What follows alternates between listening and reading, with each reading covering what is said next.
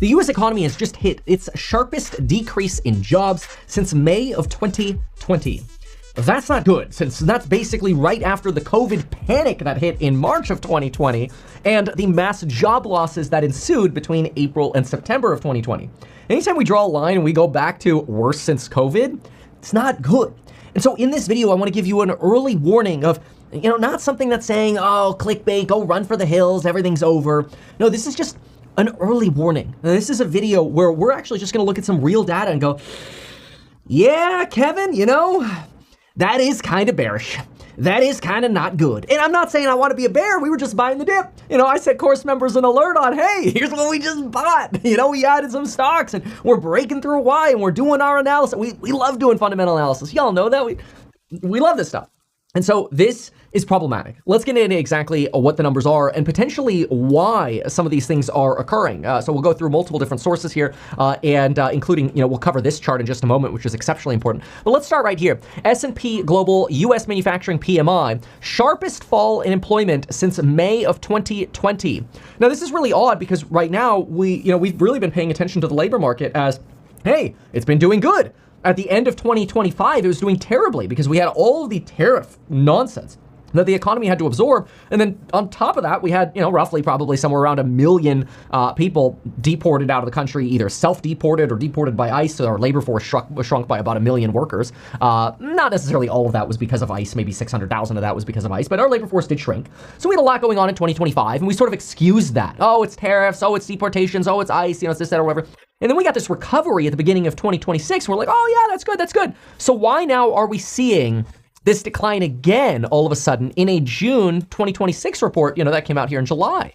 And so the comment here is that employment remained a weak point at the end of the second quarter, with jobs shedding at the fastest pace since May of 2020, excluding the pandemic. This was the quickest going all the way back to October of 2009. So if you include the pandemic, it was the worst since May of 2020. If you exclude the pandemic, it was the worst since October of 2009. Now, in both of these cases, the stock market was actually already on the way to recovery. The market bottomed out in around February of 2009 and obviously March of 2020 and April 3rd of 2020, if you want to count the double bottom, which, we heavily bought the dip back then on. But, what does this mean for us now? Like, why is this happening? Well, apparently this is happening because employment was cut as firms sought to offset the rising cost of energy and raw materials. So basically, the inflation that we're seeing coming out of the Middle East is leading to job losses. Now, that's really interesting because here they note, however, despite the recent drop in energy prices and a brighter outlook for shipping, business confidence has fallen, in part reflecting concerns that an end to the war-related inventory building could start acting as a drag on sales. All right.